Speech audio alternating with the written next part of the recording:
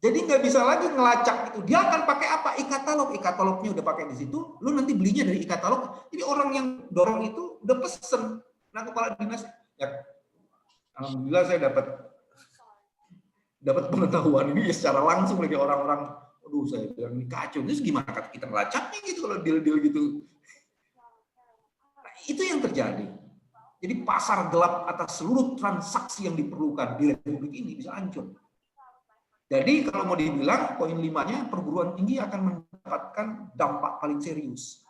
Karena kita mencerdaskan kita, terus kemudian sistem kehidupan kita tidak cerdas-cerdas amat gitu. Terus pertanyaannya, untuk apa kita mencerdaskan diri kalau sistem kehidupan tidak cerdas? Dan yang paling mengerikan adalah kampus mengalami proses instrumentasi. Kalau mahasiswanya punya inovasi melakukan A, B, C, A, mulai tekan-tekan, nah itu tuh. Jadi ya gimana ya? Mahasiswanya bergerak sedikit, kemudian rektornya kena. Nah itu sebabnya kemudian di dalam sistem kekuasaan mempunyai suara besar untuk bisa menentukan siapa rektor.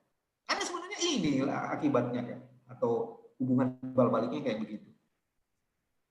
Oke. Nah, ini yang saya ngerti, ada instrumentasi kampus menjadi bagian dari state capture corruption policy. Nah, ini untuk melawan itu, ini saya sudah mulai masuk di usulan-usulan sebenarnya. Kampus suka atau tidak suka harus membangun high politics, bukan politik praktis. High politics itu ngomong value sebenarnya.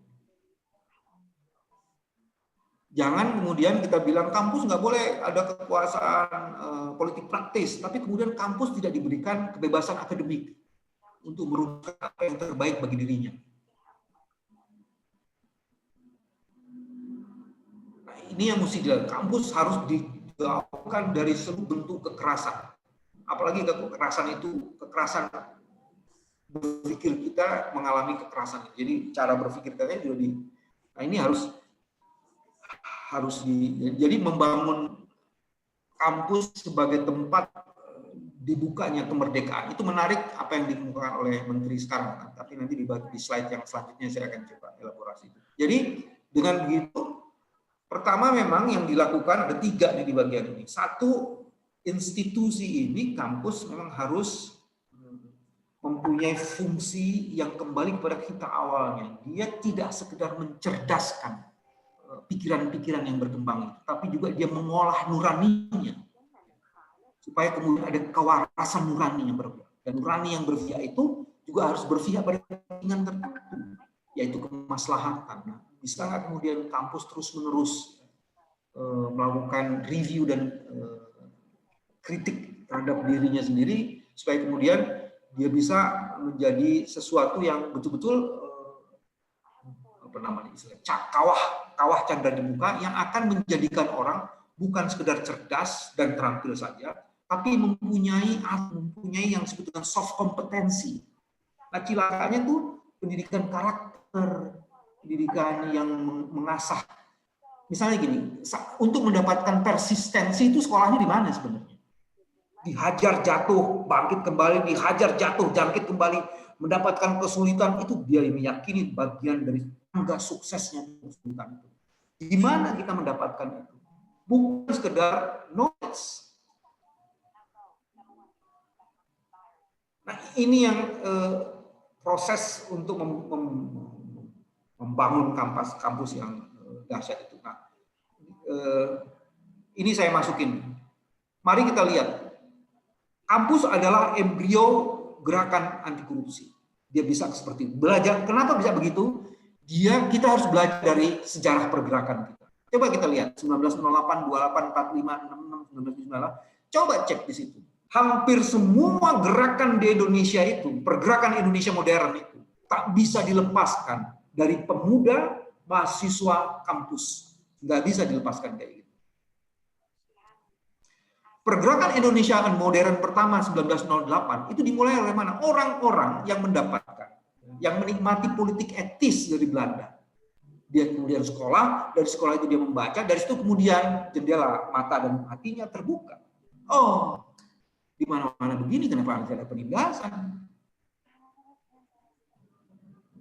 Itu yang terjadi sebetulnya. 1945, teman-teman kebayang nggak? Hampir saja ya, momentum proklamasi itu hilang. Kalau Soekarno dan Hatta itu tidak disandra ke Rangkas Bliktung, Rangkas Dengklok, kemudian oleh anak-anak muda ini, wah itu lewat itu. Padahal Jepang udah bertekuk lutut. Anak-anak muda lagi. 1998 yang menundukkan rezim Orde Baru yang sudah 30 tahun itu siapa? Anak-anak muda lagi, anak mahasiswa lagi. Walaupun itu ketemu juga dengan isu financial crisis, ya. Ada isu itu juga. Tapi kan kemudian yang menggerakkan itu semua siapa akhirnya? Dan saya meyakini Indonesia akan berubah kalau gerakan pembaharuan yang dilakukan anak-anak muda yang sebagian yang berasal dari kampus itu dilakukan. Tapi sekarang kita harus bebaskan kampus kita. Karena apa? Teman-teman coba cek deh. Hampir seluruh gerakan itu berbasis pada nilai loh. Pada value loh. Nah sekarang kalau kita tanya di kampus, sama teman-teman di kampus, hari ini kalau kita mau cari teladan di kampus, siapa teladan di kampus yang pantas kita hormati? Saya menduga ada. Cuman seberapa banyak itu?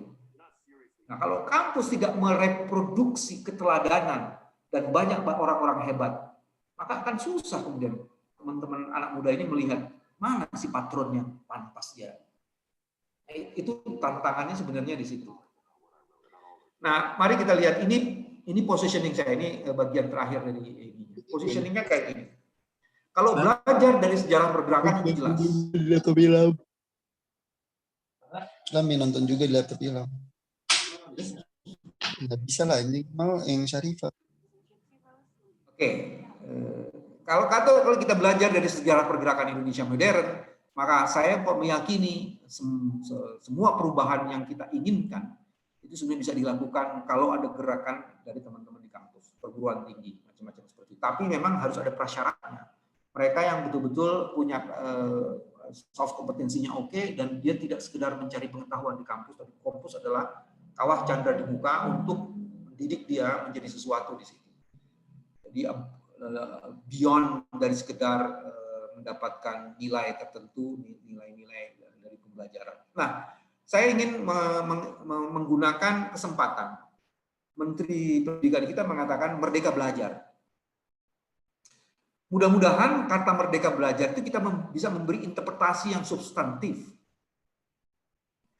Karena kalau merdeka belajarnya itu cuma sekedar dari satu sini boleh pindah ke ini supaya tidak hanya mengikuti majornya di sini, ya itu memberi kesempatan. Cuman belum membuat merdeka.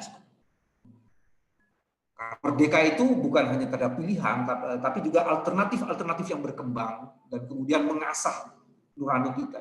Itu kemerdekaan. Jadi bukan sekedar merdeka memilih, tapi dasar untuk memilihnya itu jadi ada. Jadi value yang bisa dipakai untuk membangun.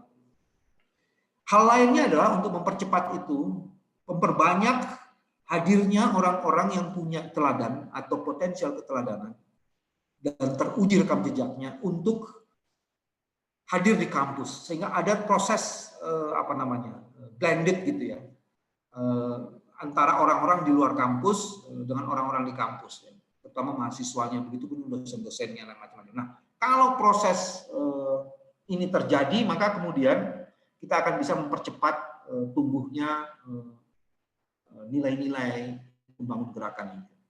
Nah, ini juga yang saya usulkan. Kampus harus membangun genealogis menegakkan sumum bonum. Sumum bonum ini adalah carilah kebaikan yang tertinggi. Jangan, kalau sekarang nih kita nih pragmatis banget nih, minus malum. Cari deh yang baik dari yang jelek-jelek ini kita enggak. You harus cari yang terhebat. Ini kampus, bukan di politik gitu loh. Kampus harus ilmunya basisnya sumum bonum, bukan minus malum gitu. Kalau minus malum itu biarin nanti di DPR gitu, minus malum lah itu. Ya, nggak ada yang bagus. Lo ambillah dari yang jelek-jelek, yang bagusnya yang mana. Tapi di kampus no point to return. Dia harus sumun bonum. Nah, bagaimana itu ya harus kita ciptakan. Nah, yang juga menarik sebenarnya bagaimana mengintegrasikan teknologi informasi untuk kita bisa eksploitasi terus supaya menjadi instrumen gerakan. Sekarang media kita dikuasai oleh mainstream. Mainstream kita kebanyakan konglomerasi.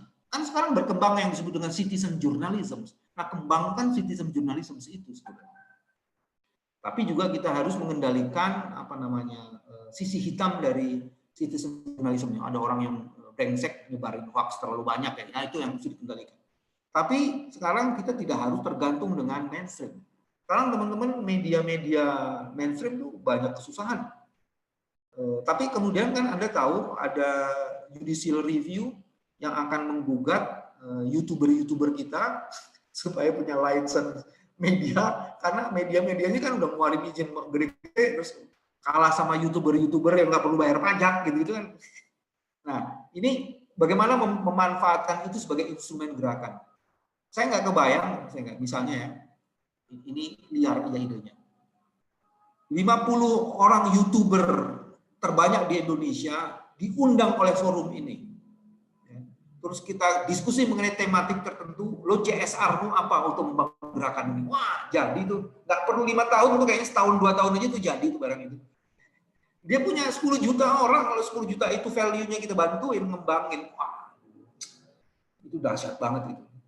Jadi value anti korupsi itu disuntik dari situ kan, virus-virusnya itu. Ya, antivirusnya bukan virusnya. Nah, teman-teman kayak gini. Terus udah gitu, suka atau tidak suka, yang menentukan kesuksesan orang itu bukan seberapa banyak knowledge-nya, tapi seberapa banyak dia punya nilai integrity, punya karakter, punya kreativitas, dan punya kemampuan persisten. Nah, ini yang mestinya mungkin bisa dikombinasi dengan rekam jejak orang-orang hebat tadi ya. Undang orang-orang hebat itu, terus kemudian pelajari dia, eksploitasi dia untuk melihat apa kehebatan kompetensinya. Itu yang mesti kita pelajari. Anda boleh sakit, tapi kemudian semangat Anda itu bisa mengalahkan sakit Anda. Anda boleh tidak mendapatkan nilai cum laude, tapi karena Anda punya kemampuan body language yang bagus, kemampuan persistensi, Anda adalah orang-orang calon sukses. Nah, ini positioning kampus jadi center gerakan anti korupsi. Nah, ini saya coba bagi, saya ambil sebagian dari KPK, satu lagi saya coba rumusin sendiri. Di pencegahan korupsi memang akhirnya ujungnya saya mau ngomong kita bikinlah zona-zona anti korupsi di kampus gitu ya. Mulai dari di perkuliahan, mulai di penelitian. Terus itu secara diam-diam sebenarnya kita sedang membangun karakter di situ. Itu dalam konsep pencegahannya. Tidak ada kalau sampai melakukan ini maka kemudian sanksinya akan berat. Nah, misalnya kayak gitu. Pokoknya kalau sampai ketahuan nyontek sekian kali, plagiat, Anda nggak lulus, misalnya kayak gitu. Kalau Anda nanti korupsi, ketahuan setelah jadi alumni, maka ijazah dicabut, misalnya kayak gitu. Jadi itu orang bikin analisis cost benefit. Kalau lo melakukan kejahatan, cost-nya itu lebih tinggi daripada benefit-nya. Misalnya kayak gitu pendekatannya. Terus kampus menjadi tempat reproduksi ide, membangun sistem dan upaya CEBRAS itu adalah pencegahan dan pemberantasan. Misalnya kita mengkaji modus-modus operandi korupsi, di mana sih epicentrum korupsi sekarang? Nah, udah kita konsentrasi di situ aja.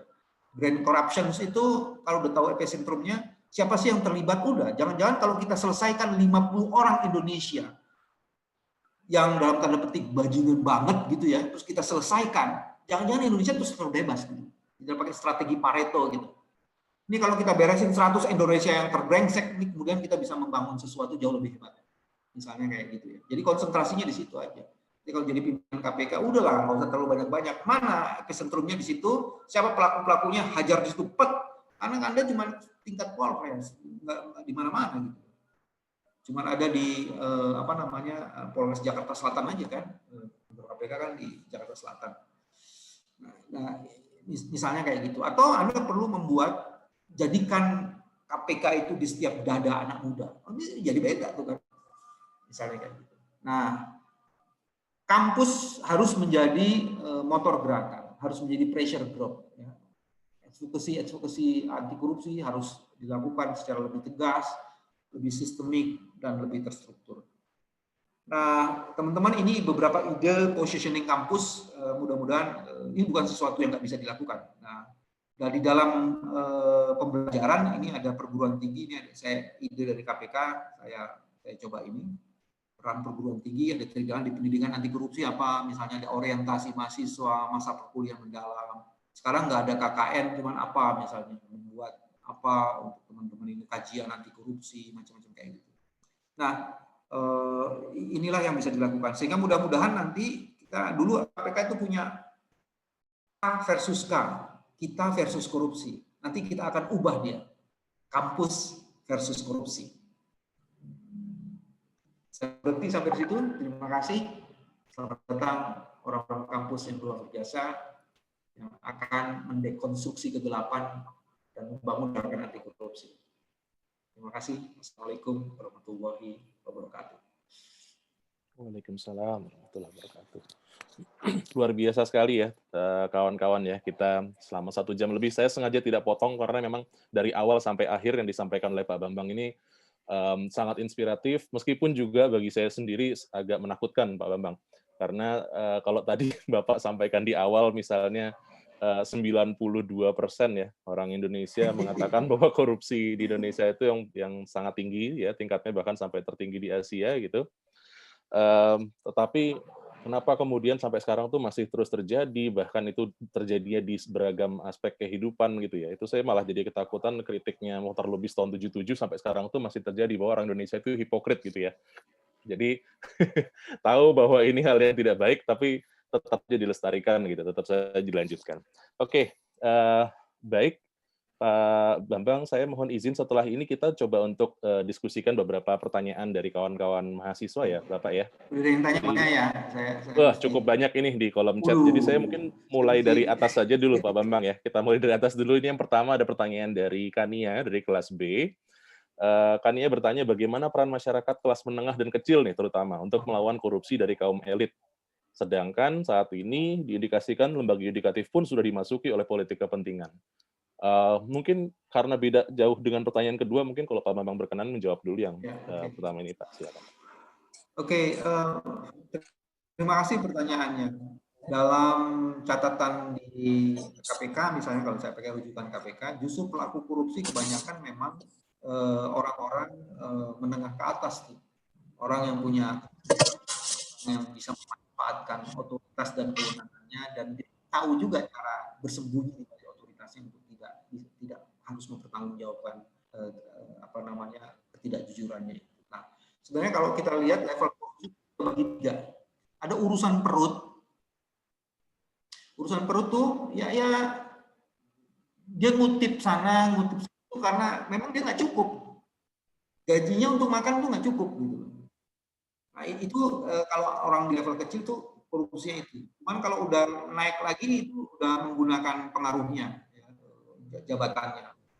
Naik atas lagi dia korupsi yang udah mengkorup sistem. Dengan dia mengubah kebijakan ini maka dia dapat keuntungan sekian banyak. Nah, bagaimana yang kecil-kecil ini? Nah, yang kecil-kecil ini memang ada 3 yang mesti dilakukan. Pertama sebenarnya kalau kebijakan pembangunan kita bisa diarahkan kepada orang-orang yang kecil itu, sebenarnya kan yang dia butuhkan cuma memenuhi kebutuhan hidupnya aja, nih cuma perutnya aja dipenuhi. Jadi kalau dari sisi pemerintah itu, dari sisi di luar pemerintah seperti saya, Anda, macam-macam itu, maka solidaritas sosial itu jadi penting banget. Kalau kita hidup nyaman tanpa 5-10 tetangga di samping kita ini udah bermasalah. Dalam konsep kehidupan bermasyarakat harusnya bermasalah. Nah, kalau kemudian kita bisa membangun itu, bagus tuh solidaritas sosial. Nah, saya mau kasih satu contoh untuk penutup ini. Di era pandemik ini kebetulan saya hidupnya di kampung ya. Saya memang sengaja memilih tinggal di kampung. Saya ada di Depok, tinggal di kampung. Kita masih tetanggaan ini. Tinggal di kampung. Sekarang ini bukan saya, cuman ini diskusi dengan istri saya dan istri saya ngerjain. Kita bikin tabung pangan. Sesama orang susah berkumpul dan ada beberapa orang yang sudah lebih mampu, kemudian saling oke, apa yang bisa, jadi semangat berbaginya ditumbuhkan, dan kemudian setiap bulan kita dapat satu ini tertentu, ada beras, ada minyak, itu yang kemudian dibagi. Ada lagi setiap minggunya kita diolah menjadi makanan gitu ya. Nah, itu yang kemudian di sharing. Dari mana ngambilnya? Kalau ketika kita memasak, sebagian istri saya memasak, dia biasanya masak 2, dia masak 3 atau 4. Yang 2 ini kemudian diserahkan untuk dibagi, dan itu dikumpulin. Nah, hidup dalam guyup itu yang kemudian hilang di kita. Sebenarnya itu akan sangat banyak membantu. Nah, itu salah satu strateginya seperti itu. Yes, Mas Alfi. Luar biasa memang. Ini termasuk juga tadi, berarti nggak salah memang. Tadi kalau Pak Bambang sampaikan kita perlu memperbanyak keteladanan. Hari ini kita punya kesempatan itu dengan menghadirkan Pak Bambang di hadapan kawan-kawan. Itu saya. Baik Pak, kita lanjut ya Pak. Pertanyaan kedua di sini ada dari Ajani Prasana Sulaiman dari kelas D. Dia menanyakan nih Pak, pertanyaan yang sangat menarik juga. Sebenarnya di dalam KPK atau Komisi Pemberantasan Korupsi sendiri masih banyak yang melakukan korupsi juga atau enggak Pak? Jadi atau di sana memang benar-benar pure bersih gitu. Kalau dalam pandangan Pak Bambang sendiri bagaimana? Dan mungkin saya tambahkan upaya pengendalian apa sih Pak yang ada di KPK sendiri? Oke. Bagian yang pertama begini, teman-teman yang di sana dulu tuh kita punya program, kami punya program namanya Indonesia Memanggil. Dan orang yang ke sana itu Indonesia Memanggil itu dari banyak kalangan, anak pintar dan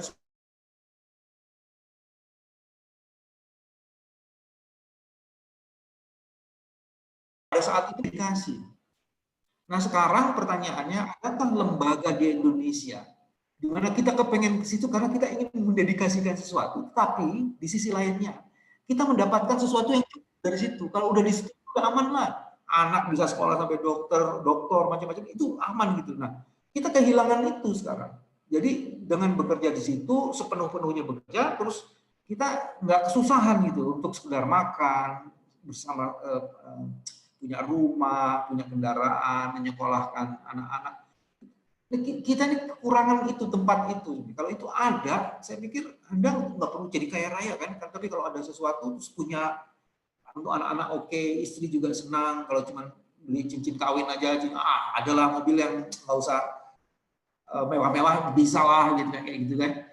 Itu kan perlu. Nah, yang kedua sebenarnya juga jadi penting. Kami membangun di dalam tuh, kita bangun tuh ininya tuh, yang namanya korsanya tuh kita bangun. Korsanya itu dibangun dengan 3. Harus ada teladan di dalam pimpinan di dalam itu. Karena ya gimana? Contoh ya, ini contoh.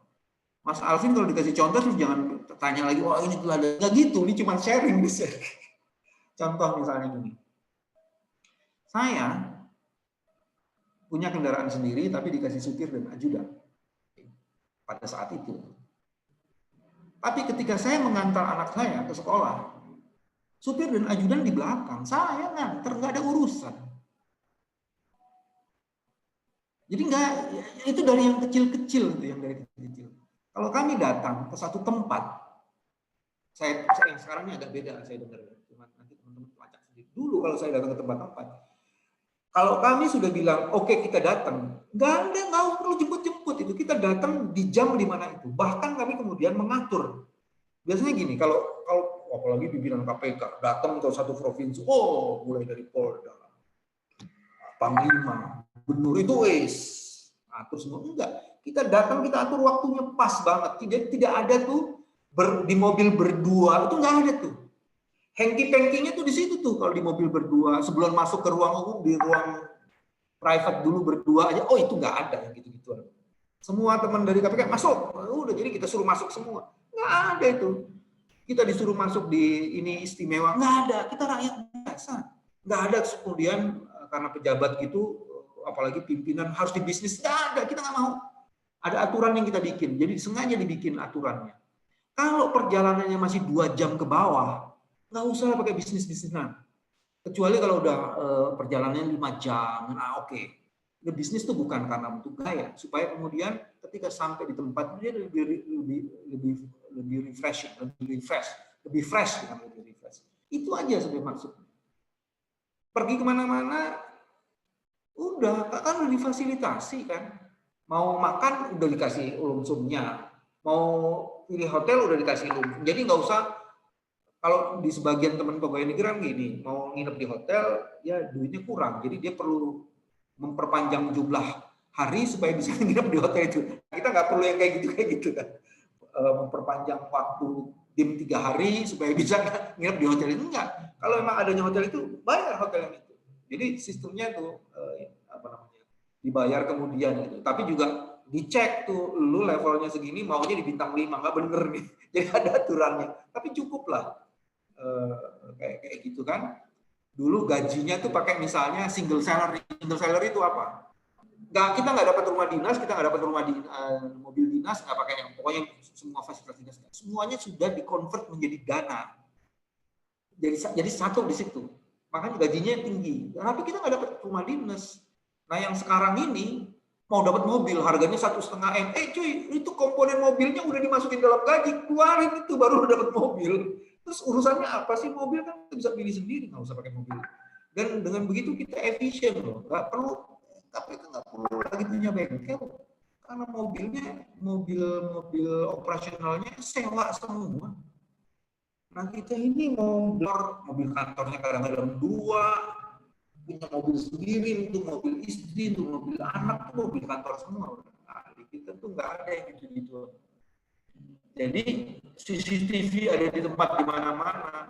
Bahkan kemudian ini saya share dulu, tapi belum kesempatan tuh. Dulu ini pakai kita belajar dari Hong Kong, namanya ITEC, integritas. Jadi orang tertentu tuh sengaja tuh mau disuap, tapi bagian dari tim integritas tuh diuji, bukan tanda tangan fakta integritas. No, kita uji integritas orang itu. Wah, senangnya laki-laki nih coba. Diuji, no, kita uji. Kasih. Misalnya kayak gitu. Jadi diuji integritas, bisa integritas, no, kasih. Integritasnya itu orang ini ada. Ada satu ketangkep dulu, dia extortion, yang memeras, tapi ketangkep oleh sistem kita sendiri, ketangkepnya.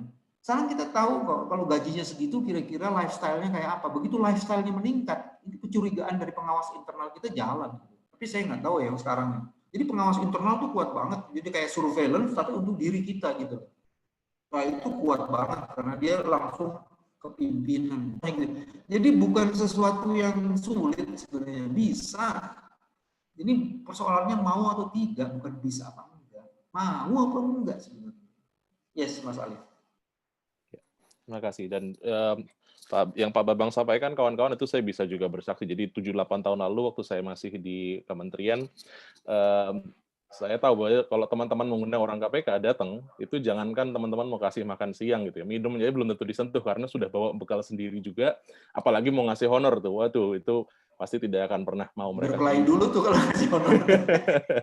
Urusan kita emang pekerjaan kita ini kenapa mesti dikasih honor lagi gitu. Ya jadi seperti itu kawan-kawan ya, yang dilakukan di dalam KPK sendiri. Terima kasih Pak Bambang. Kita lanjut ke pertanyaan berikutnya dari Pak Bambang nih. Jadi kalau bertanya tentang mahasiswa, kalau tadi dalam paparan Pak Bambang itu kan banyak bicara kampus bisa melakukan apa. Tetapi kalau dari sisi mahasiswa sendiri, mahasiswa bisa melakukan apa Pak Bambang sebagai bentuk partisipasi mereka untuk pencegahan korupsi, kemudian memastikan terpilihnya individu dengan prinsip moral yang tinggi. Tadi kalau bicara pemilihan untuk pimpinan-pimpinan lembaga dan seterusnya. Menurut Pak Bambang sendiri bagaimana Pak? Oke, saya kasih tiga usulan ya. Pertama memang jadikan kampus sebagai media, kalau pakai bahasa ini ya, kamu harus hisap dirimu selama di kampus untuk membantu karakter. Ya kalau dari awal kita udah suka nyontek udah selesai, nggak bisa. Bahwa di kampus kita belajar, dosen kadang-kadang kasih tugas macam-macam, nah itu kita harus tempa. Jadi dari awal sebenarnya Anda sudah punya niat tuh. Kita ingin menjadikan kampus itu untuk wahana kita menempa diri. Ya, sama gini. Jadi Anda harus rumusin dulu tujuannya, kenapa lu mesti ke kampus gitu. Kenapa mesti kampus? Emang orang sukses harus ke kampus. Nah, kita harus tahu dulu. Nah, caranya adalah sama kayak bikin proposal sebenarnya. Setelah latar belakang kan ada tujuan. Tujuan itu jadi penting. Kalau Anda nggak bisa ngerumusin tujuan, maka Anda nggak bisa bikin program, nggak bisa bikin metodologi. Tujuannya apa? Dari tujuan itu turunin program dan bikin metodologinya untuk mencapai tujuan itu. Sekarang pertanyaannya, tadi saya sudah kemukakan, tujuan hidup Anda itu apa sih? Terus kenapa mesti ke kampus? Bukankah sekarang hampir sebagian besar MNC, multinational corporations di dunia itu tidak memerlukan ijazah untuk menerima pekerjaan di sana? Terus ngapain? Gitu. Jadi kita mesti gerumusin sendiri nih. Apa nggak salah jalan nih? Pergi ke kampus. Sekarang yang diperlukan bukan ijazah kok, sertifikasi. Dan Anda bisa menunjukin ini hasil gua. Itu tuh Anda punya nilai tawar. Jadi bagian pertama itu. Bagian yang kedua yang juga jadi penting, teman-teman, di kampus nih kita bisa mengasah kepekaan dan kita punya banyak teman dan ada dosen. Dan menurut saya sih salah satu tempat untuk mencari orang-orang teladan ada di kampus. Walaupun juga banyak yang jijai ya, kurang ajar banget dosen gitu. Tapi itu lebih mungkin ada di situ. Dan Anda punya forum-forum yang bisa mendatangkan orang-orang hebat dari luar. Siapa sih yang nggak mau dipanggil diundang sama UI? Pasti mau lah. Nah, Anda itu tuh identifikasi tuh orang-orang hebat di luar, undang masuk ke dalam. Coba dilihat ininya. Apa sih kehebatan orang ini? Jadi kita bisa mengeksploitasi kampus dalam kepentingan kemaslahatan. Nah, terus yang ketiga yaitu jadikan setiap kesempatan dan sarana itu justru untuk meningkatkan level capacity dan level soft kompetensi Anda. Misalnya gini, minta dana untuk kegiatan tertentu karena dia aktif di BEM. Itu harus prudent tuh dari situ. Jangan mulai udah dah yang ini hasilnya kita bagi-bagi ya, intinya udah kejahatan memang korupsi itu yang well organized gitu. Jadi tidak dari kayak gitu-gituan tuh. Korupsi itu nggak kerja sendiri, well organized crime dia. Ya udah nih daripada kembaliin ke kampus kita ini sendiri. Nah, Anda harus ada dalam barisan. Jadi kalau lo memang putusannya kayak gitu, tapi gue enggak. Nah, mulai melatih kepekaan itu karena itu jadi penting. Anda tidak bisa tiba-tiba jadi sekonyong-konyong jujur. Jujur itu perlu dilatih. Kadang-kadang orang jujur pun integritasnya bisa kecelakaan ketika dia dalam kesulitan. Jadi jadikan setiap momentum bagian dari latihan karena itulah yang akan menjadi sukses Anda. Sekarang zamannya terbuka. Sekali Anda bikin kesalahan, rekam jejak digital Anda akan terlacak terus. Jadi sebaiknya jujur harus dilakukan sedari awal. Jangan sampai kalau sudah hanya dekat liang kubur. Jadi sama seperti kalau Anda orang Kristen ya pergilah ke gereja di saat-saat yang memang Anda harus pergi ke gereja, sama orang Islam gitu. Pergi juga ke masjid, sholat setiap yang sesuai dengan apa yang diajarkan. Jangan sampai udah mau mati harus mau disolatkan baru buru-buru mau sholat. Kira-kira itu sih, latih terus karena kehebatan itu tidak datang sekonyong-konyong, itu melalui proses latihan dan kita harus meniatkannya untuk menjadi sesuatu. Siap. Ya, catatannya jelas sekali ya kawan-kawan sekalian ya, kalau belajar cuma ingin memperoleh pengetahuan nggak usah di kampus ya, kalau sekarang bisa ada di mana-mana gitu, bisa dapat dari Coursera, dari lain-lain teman-teman bisa dapatkan. Tapi hal-hal lain itu tadi yang disampaikan Pak Bambang yang harus teman-teman juga mulai tanamkan dan lakukan dalam diri teman-teman sekalian. Oke, berikutnya Pak Bambang, ini ada pertanyaan nih juga menarik sekali dari Luai Gozi dari kelas D, Pak Bambang. Jadi dilema yang dihadapi dalam kondisi sekarang ini, menurut Luai nih ya Pak Bambang, itu kalau kita melawan dan memperjuangkan anti korupsi secara tegas dan terbuka, itu bisa jadi kita justru dikriminalisasi oleh kelompok tertentu. Sehingga integritas kita jatuh, kredibilitas kita jatuh gitu ya. Sementara perlindungan hukum, jaminan perlindungan hukum terhadap kriminalisasi tersebut itu lemah sekali di Indonesia. Gimana kalau menghadapi situasi seperti ini Pak Bambang, yang bikin orang juga jadi takut untuk ikut aktif dalam perlawanan terhadap korupsi?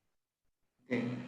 Pertanyaannya bagus banget dan ini jenis ya, di mana-mana ada kejadian kayak gitu. Kalau menurut saya, bagian langkah pertama, kita tidak harus menyatakan ketidaksukaan kita secara terbuka, tapi kita harus memupuk rasa keprihatinan kita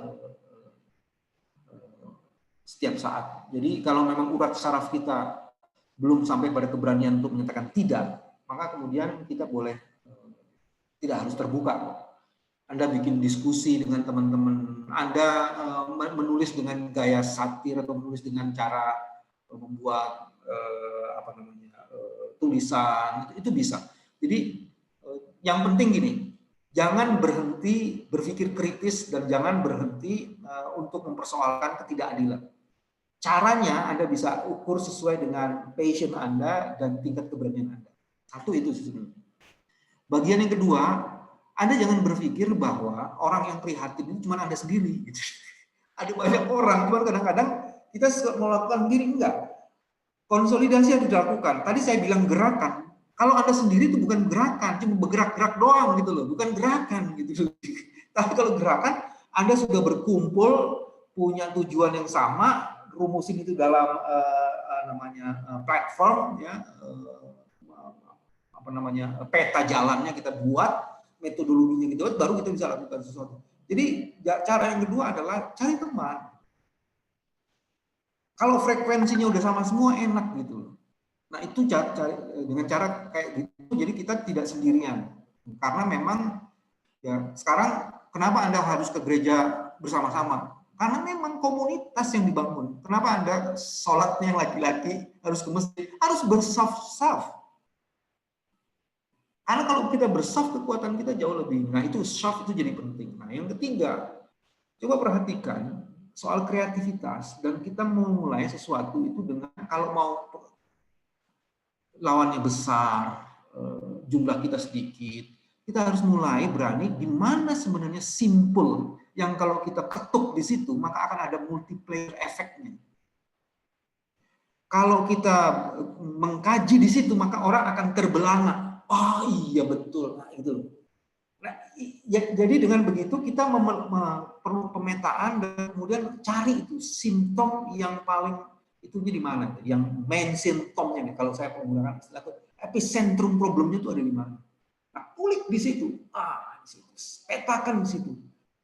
Misalnya teman-teman, saya mau kasih contoh, itu ada namanya lembaga namanya Watchdog ya, itu Indonesia. Watch, melihat dokumen. Dia bikin sexist killer film. Ini anak-anak muda, bukan produser sexist killer, itu dia hasil studi, tapi kemudian dikonvert dia menjadi film. Di situ dipetain itu, oh orang ini relasinya ke sini, ininya ke sini, perusahaannya ini, dampaknya kayak gini. Itu riset. Tapi risetnya itu bukan riset tertulis. Dari riset tertulis itu dia convert menjadi gambar. Wah, teman-teman, Anda nggak perlu biaya riset lagi, karena hasil film yang Anda bikin itu, YouTube itu jutaan orang ikut situ, udah selesai bos. Sekali Anda bikin riset itu, jadiin itu film yang menarik, ya berarti nggak usah bikin film menariknya, nggak usah kerja sama aja sama mereka, Anda risetnya. Undang teman-teman itu udah mau kok ngajarin Anda bagaimana cara bikin film yang bagus. Jadi sekarang kekuatan Anda tuh di dunia maya luar biasa sekali. Maka tadi saya bilang teknologi informasi jadi penting sekali.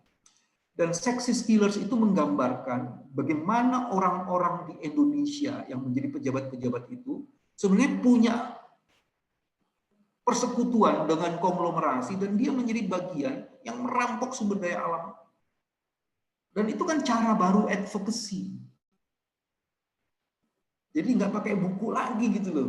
Bukunya itu hasil kajian itu di-convert. Dan itu dia sudah uji. Jadi kalau orang mau nyerang dia pencemaran nama baik, apaan pencemaran nama baik? Ini dokumennya ada di sini, dokumennya ada di sini. Nggak, udah nggak bisa lagi gitu. Dia udah mau melakukan mitigasi resiko di situ. Lo kalau mau lawan hasil riset gue, lo riset dong. Gitu kan. Nanti dia riset juga yang di hire dosen kita, cilaka juga gitu. Nah nanti masih kasih tahu dosennya, Pak, jangan gitu Pak, Bapak masih masuk dalam barisan kita, jangan barisan di sono. Jadi YouTuber juga bisa kaya raya kok Pak, tenang aja. Kan sekarang yang dijual YouTuber itu kan keanehan-keanehan kan. Nah kita sekarang dengan kompetensi kita bisa lakukan sesuatu. Dan itu dahsyat loh, sexist killer itu, wah nanti Anda lihat deh filmnya. Saya nggak tahu udah berapa juta orang sekarang yang menikmati. Dan itu keren menurut saya. Strategi advokasi yang keren banget. Ya, terima kasih Mas. Iya, dan artinya harus makin kreatif ya kawan-kawan mahasiswa. Yes. Mungkin pergerakan-pergerakan yang yang tradisional itu mungkin juga perlahan-lahan juga akan tergantikan oleh pergerakan-pergerakan yang semakin kontemporer ya, yang kekinian ya, Pak Bambang ya. Kita lanjut, di sini ada pertanyaan dari Ilham Halid sama dari Alvin, cuma ini saya pikir maaf. Ya, Ilham Halid dan Alvin saya pikir cuma sudah terjawab ya dari paparan maupun dari jawaban Pak Bambang sebelumnya. Kemudian ada pertanyaan dari kelas A ini, Fatimah Badri. Cuma ini saya berikan kesempatan, silakan Fatimah Badri kalau bisa on cam, kemudian sampaikan sendiri pertanyaannya karena cukup panjang di sini. Silakan Fatimah.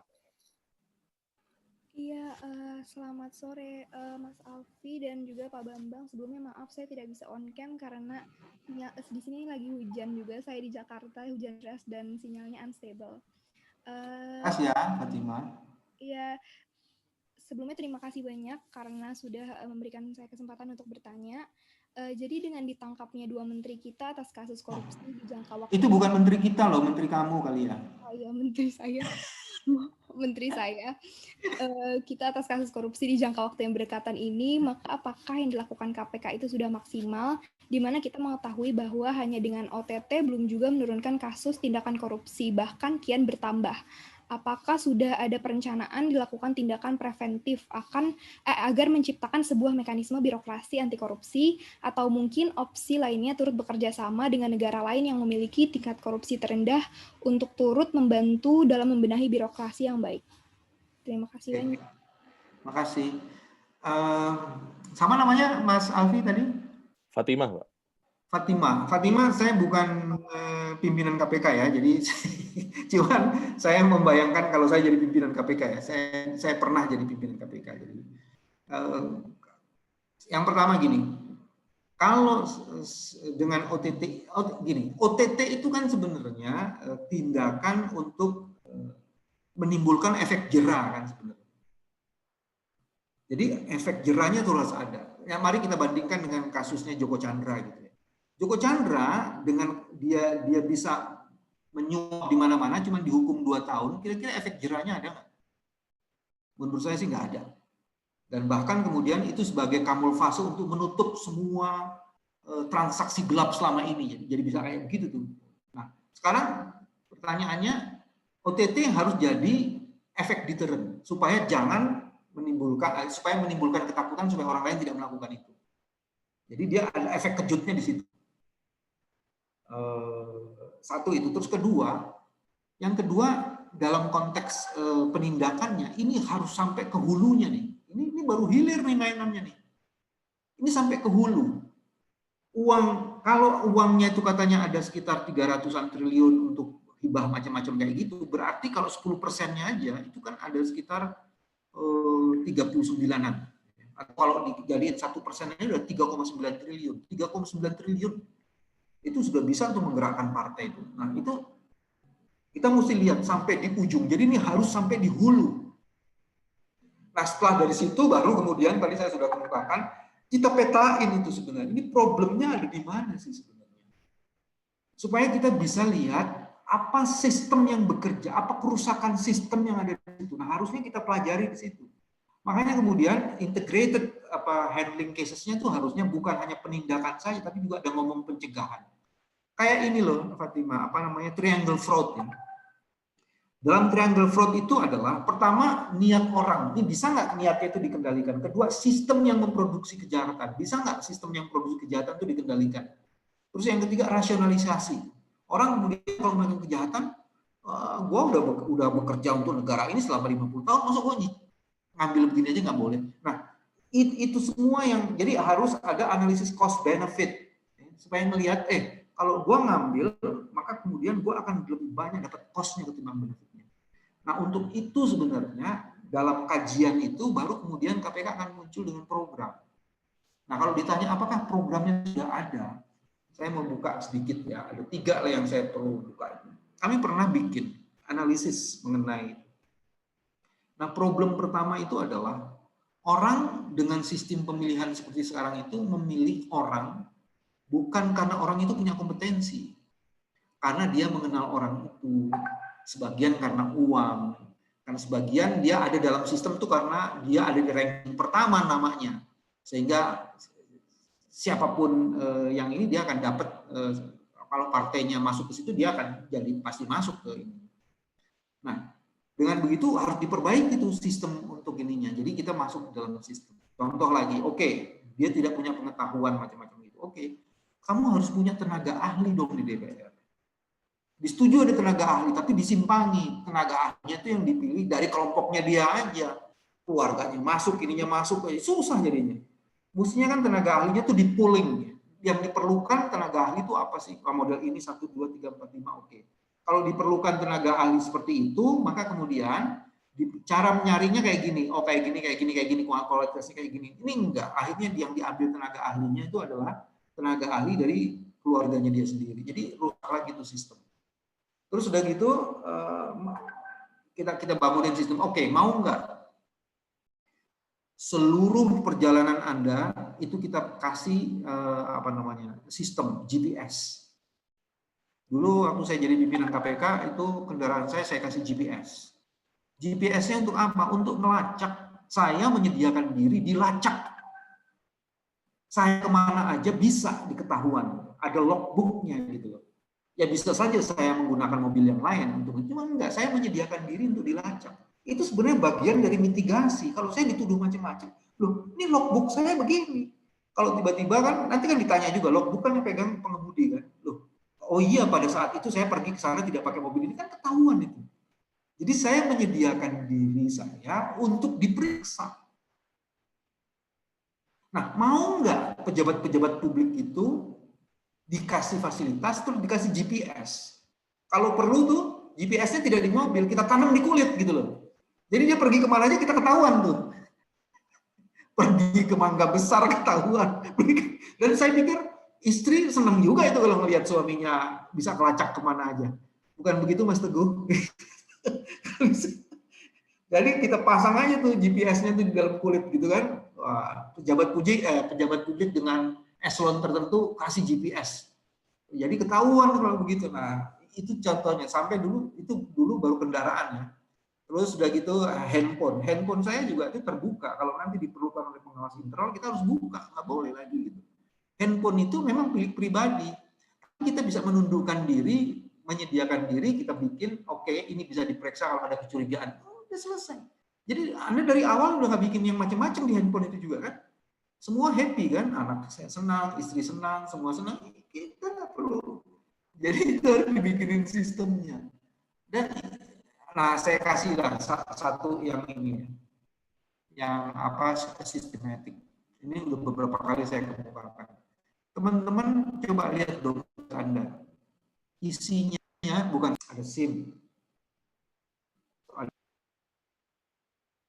Ada keluarga, ada kartu listrik, ada kartu air, ada kartu macam-macam.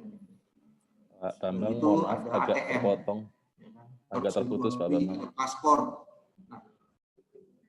Nah, sekarang kalau semua kartu itu disatukan dari satu kartu saja, kan itu jauh lebih mudah. Gitu. Kartu pajak juga ada di situ. Nanti orang nggak akan kelihatan. Oh, penghasilanmu X, tapi pengeluaranmu XYZ. Ini profil keuanganmu tidak sesuai dengan profil asetmu. Pasti ada sesuatu. Gampang banget pelacaknya. Oh, kamu ternyata penghasilanmu segini, tapi kok kekayaanmu segitu banyak. Kan kamu bayar pajaknya cuma segini, kelihatan semua tuh. Oh, kamu penghasilannya segini, bayar teleponnya lebih tinggi, bayar airnya lebih tinggi, terus duit. Sebenarnya kamu nggak sanggup mencicil itu semua. Punya cicilan di sini, punya cicilan. Nah, dengan one single identity itu, integrated single identity itu, kita sebenarnya bisa melakukan sesuatu. Sekarang ini mau kasih bantuan sosial susah banget karena kita nggak punya sistemnya. Nah, ini yang terakhir itu jawaban Fatimah. Satu lagi apa yang ini yang kami kerjain di Jakarta. Kita bikin apa yang disebut dengan Jakarta 1. Apa itu Jakarta 1? Mengintegrasikan seluruh database dari SKPD. Problem di pemerintah daerah itu, dia punya aset, dia beli aset setiap hari, dia beli lahan macam-macam, tapi dia tidak pernah mengintegrasikan database asetnya itu. Nah, kalau kita punya database aset, kita gampang untuk ngeceknya tuh. Lu dulu beli lahan di sini, mana sekarang udah sampai di sini? Oh, dulu ada fasilitas sosial dari perusahaan ini karena kita kasih izin. Mana fasilitas sosial? Itu kelacak semua. Nah, persis di situ itu kelemahan dari pemerintah daerah di situ. Sehingga kemudian dia nggak tahu ya asetnya dia berapa banyak dan aset faktualnya dia berapa banyak. Dan kebanyakan tuh kerjasama dengan pihak ketiga, lama-lama itu aset jadi milik pihak ketiga. Kerjasama sama dia ngambil asetnya daerah. Nah, yang itu kayak gitu tuh. Jadi tuh perlu ada sistem memang. Dan itu bisa gitu, bukan sesuatu yang rumit, itu bisa kita kerjain. Siap. Baik, jelas sekali Pak Bambang. Jadi memang komprehensif ya strateginya ya, termasuk yang tadi GPS tadi Pak Bambang. Jadi itu semua orang senang, tapi kayaknya kecuali pejabatnya sendiri itu yang nggak senang. Oke, apa namanya, termasuk tadi juga mungkin kita ke depan akan semakin menjadi masyarakat yang cardless society tadi ya Pak Bambang ya. Jadi kartu-kartu itu mungkin nggak akan banyak lagi di dompet kita. Cuma mungkin nggak bisa juga nanti kampanye jualan kartu lagi Pak Bambang. Oke. Jualannya chip nanti Mas. Oh, chip ya. Ini chip ini. Siap. Berikutnya ada pertanyaan di sini dari Ayu sama dari Pandu, cuma saya skip dulu karena untuk yang Pandu sudah terjawab secara implisit tadi dari Pak Bambang. Saya langsung mungkin ke pertanyaan di sini dari Abdurrahman ya, mohon izin ya. Abdurrahman di sini menanyakan nih Pak Bambang, apa yang menyebabkan masa hukuman para koruptor di Indonesia cenderung tidak sesuai dengan jumlah korupsi yang dilakukan? Dan apakah pertimbangan untuk penerapan hukuman mati dalam kasus program bantuan sosial penanganan COVID-19 dimungkinkan untuk dilaksanakan seperti yang ada di Undang-Undang Tipikor, Pak Bambang? Oke. Hukuman yang tidak apple to apple itu kalau pakai bahasa hukum strafmuting itu ya. Pemberian sanksinya itu memang bermasalah. Memang gini, sistem pembuktian di hukum di Indonesia itu menganut dua yang disebut negative wedlock system ya. Apa itu maksudnya? Selain alat bukti itu juga keyakinan hakim. Nah, keyakinan hakimnya itu yang bermain dan bermasalah. Nah, itu sebabnya sekarang Mahkamah Agung lagi mau bikin tuh aturan untuk standarisasi itu, dan orang-orang itu untuk misalnya kalau Anda ingin jadi hakim tipikor itu harus ada sertifikasinya dulu. Jadi dinaikkan kompetensinya terus dibangun standarisasinya. Supaya kemudian itu bisa standar. Kalau nggak gitu orang bayar berhukuman ringan kayak gitulah. Nah, itu yang memang problem. Tapi kemudian sekarang sedang diatasi dan itu perlu waktu. Nah, yang cilakanya tuh gini. Saya mau kasih contoh soal narkotika. Di dalam narkotika itu ada salah satu model pembuktian yang namanya dia bisa melakukan penjebakan. Itu kalau di korupsi nggak boleh dilakukan. Jadi orang penegak hukum tuh bisa melakukan penjebakan untuk menangkap tersangka. Nah, ini kalau tidak ada mekanisme kontrolnya rawan penyalahgunaan. Nah, itu sebabnya kemudian nanti di dalam sistemnya itu, ya, ini saya omongin satu-satu prosesnya. Ketika orang sudah ketangkep, maka kemudian dia harus dikualifikasi dulu nih ketangkep. Lu ini pemakai atau pengedar? Karena kalau, nah ini lagi-lagi nih potensi penyalahgunaan. Kalau dia disebut pengedar, ini dia nggak akan dapat rehabilitasi. Tapi kalau dia pemakai, dia bisa kena rehabilitasi.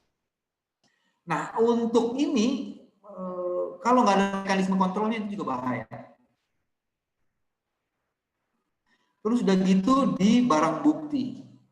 Kalau barang buktinya ini tidak dicatat secara baik, itu jangan-jangan sebagian barang bukti itu lari lagi ke pasar gelap tuh. Bagaimana mengontrolnya 100 gram? Padahal di situ cuma yang dibawa cuma 50 gram atau yang ditangkap 1,5 kilo dibilangnya cuma 1 kilo gitu. Nah, yang begini-beginian ini yang menyebabkan akhirnya ancaman hukumannya dan hukuman itu jadi bervariasi karena ada yang gini-ginian ini nih. Nah, ini juga harus diselesaikan. Kira-kira gitu ya. Jadi bukan sekedar ancaman hukumannya, ada banyak faktor yang bermain yang menyebabkan. Tapi sebenarnya upaya untuk membuat standarisasi sedang dilakukan di Mahkamah Agung. Sekarang sanksi terhadap bantuan sosial ini. Nah, korupsi itu jenisnya banyak. Saya sebut aja dua. Ada yang berbentuk kerugian keuangan negara, ada yang berbentuk penyuapan. Kalau kerugian keuangan negara, dia menyalahgunakan jabatannya, terus mendapatkan keuntungan dari situ dengan cara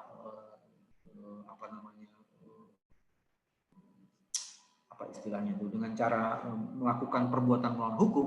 maka dia bisa kena pasal 2 sama pasal 3. Nah, hukuman mati itu ada di pasal 2. Kalau kejahatannya itu dikaitkan dengan isu atau soal-soal yang bersifat kebencanaan. Nah, sekarang pertanyaannya terhadap kasus yang nanti mau diperiksa ini kita lihat nih. Ini konstruksi hukumnya mau pakai penyuapan atau mau pakai kerugian keuangan negara. Karena sesungguhnya dia ini tidak punya kewenangan langsung. Kan yang main itu kan PPK, pejabat pembuat komitmen. Tapi dia mendapatkan uang dari situ. Tapi bukan dia sendiri yang menyelenggarakan. Nah, mesti dilihat nanti.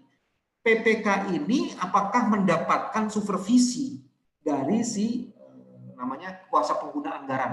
Menteri itu namanya kuasa pengguna anggaran. Kalau ada hubungan yang kuat, maka kenanya harusnya kena pasal 2. Karena kalau kena pasal 2, itu bisa didorong mengenai hukuman matinya itu. Tapi kalau nanti konstruksinya penyuapan, di penyuapan itu bukan hukuman mati. Penjara 20 tahun. Gitu. Kalau pendekatannya, itulah pendekatan yang sangat legalistik sesuai dengan. Jadi kalau pelanggarannya ini, hukumannya ini, itu sudah diatur kayak gitu. Kecuali kalau hakimnya itu keluar dari situ, dari jebakan itu.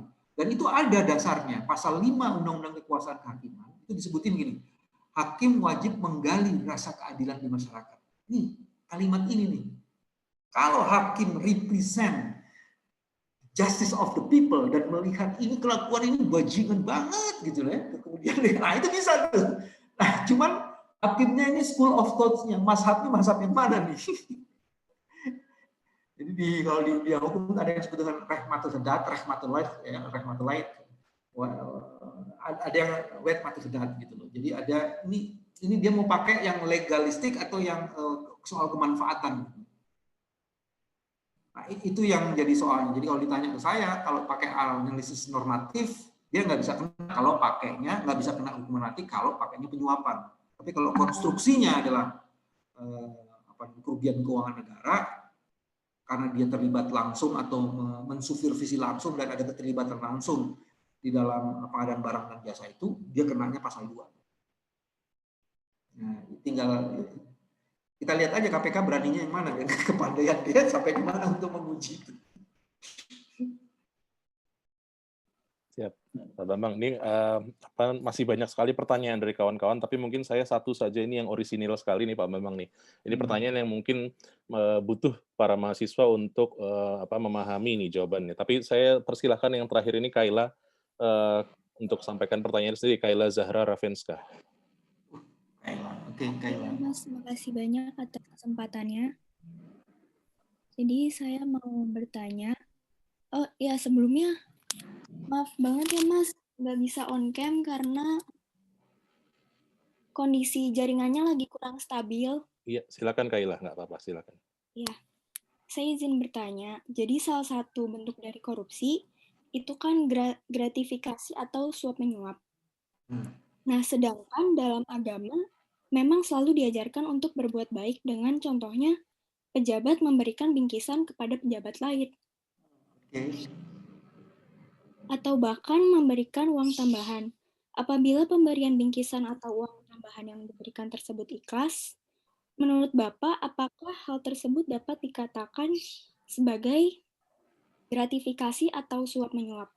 Karena seringkali memang gratifikasi tersebut mempengaruhi pejabat yang mendapatkan hal tersebut. Terima kasih. Terima kasih. Kayla, pertanyaannya cerdas. Saya jawab dari sisi hukum dulu ya. Ada beda suap dengan gratifikasi kalau secara hukumnya. Kalau suap itu dua-duanya aktif, yang memberi dan menerima. Kalau gratifikasi, tingkat keaktifannya itu adalah orang yang memberi. Dan yang memberi itu biasanya bukan penyelenggara negara. Jadi dia tidak aktif si penyelenggara negaranya, tapi si pemberinya yang aktif. Jadi ada beda konstruksi hukum suap dan gratifikasi. Itu satu dulu ya. Nah, pertanyaan substantifmu adalah gimana kalau orang memberi itu? Oke, pertanyaannya gini. Nanti Kayla kalau jadi pejabat atau mulai dari sekarang, kalau Anda mendapat sesuatu Kayla, kamu akan periksa, ini dia kasih sesuatu itu karena apa? Karena kalau dia pejabat, tiba-tiba dia dapat sesuatu, orang yang memberi ini kan pasti punya motif kan? Kalau kamu nothing, bukan sesuatu, apa mungkin? Jadi kita ceknya dari situ. Kalau kamu bukan sesuatu, apa mungkin kamu dikasih?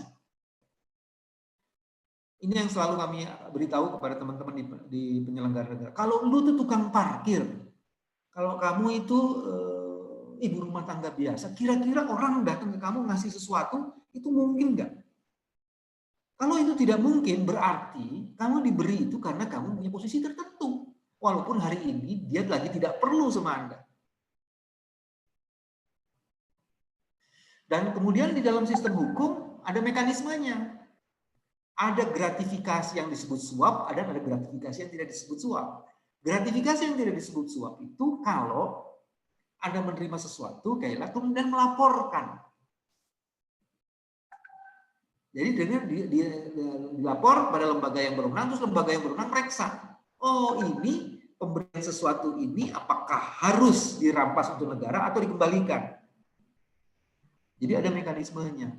Kalau kemudian kamu kepala kampung, jadi ibu RT gitu, terus udah gitu ada orang kasih sesuatu, kirim sesuatu, ibu RT kasih sesuatu, hubungannya silaturahim, ini kan penyelenggara negara. Kalau kebetulan ibu RT ini eselon 1 di departemen, misalnya kayak gitu. Yang dikasih apa nih? Setandan pisang atau sebongkah berlian. Kalau sebongkah berlian, urusannya apa nih? Nggak mungkin ngasih ke Bu RT. Jadi dari situ sebenarnya kita bisa lihat, satu, kita harus periksa.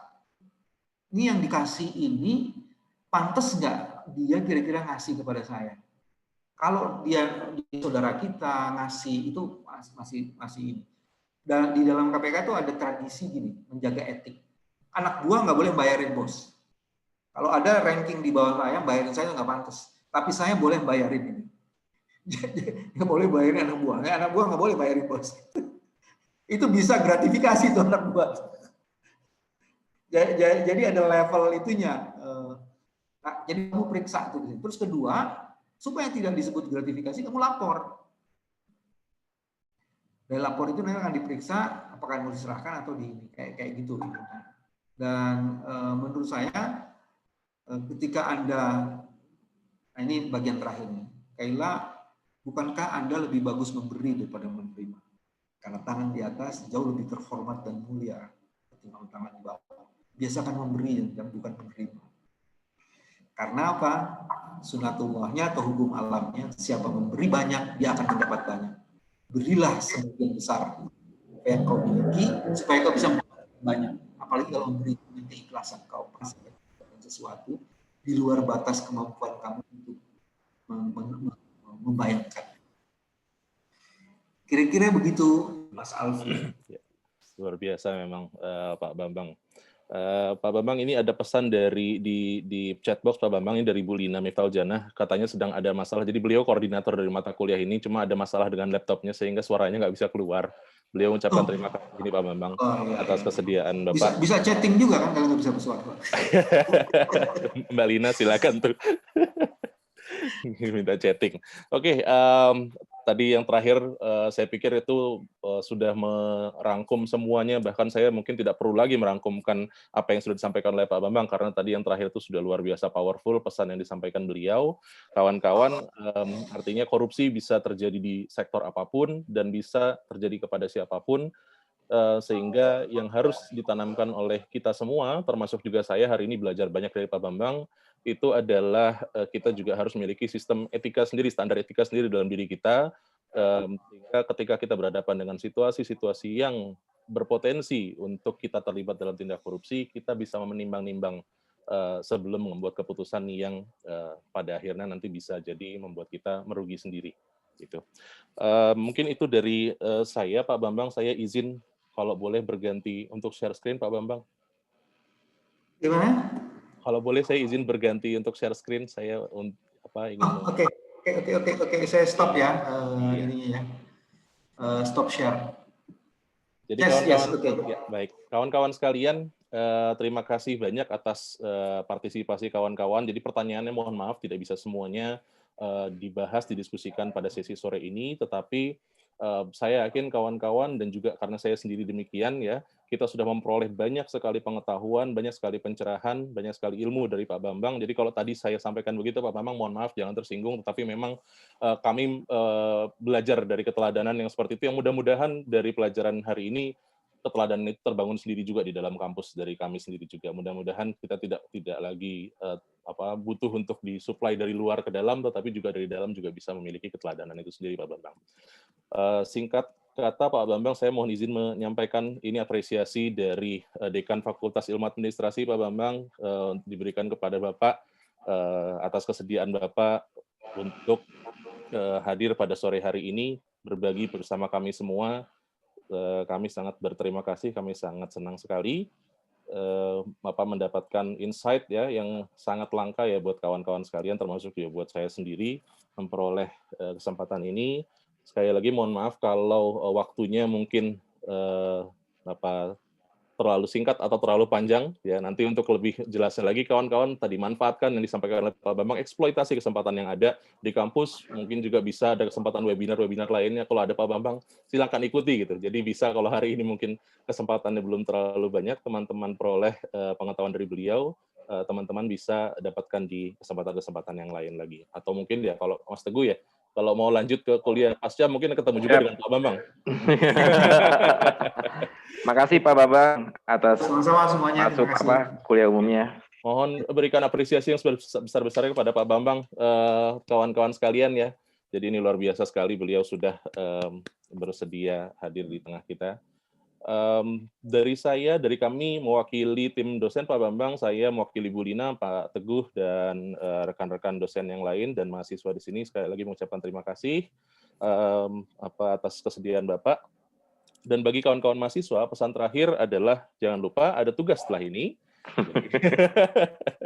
Ada tugas setelah ini. Yang pertama, jadi kawan-kawan di dalam box pengumpulan tugas di emasnya, nanti pada pukul 18 paling lambat, tolong teman-teman jawab pertanyaan ini. Yang pertama adalah identifikasikan faktor-faktor strategis yang bisa mengurangi korupsi, dan berikan usulan dari teman-teman untuk program-program pemberantasan atau pencegahan korupsi di kampus. Oke, jadi itu silakan teman-teman jawab pertanyaan tersebut dan submit di box emas paling lambat sore hari ini, jam 18, maaf. Oke, itu saja. Terima kasih. Saya izin mengundurkan diri ya. Siap, Pak Bambang. Terima kasih Pak Bambang. Terima kasih banyak, Bapak. Waalaikumsalam warahmatullahi wabarakatuh. Oke. Baik, kawan-kawan sekalian itu ya. Jangan lupa tugasnya di submit ya. Dulu.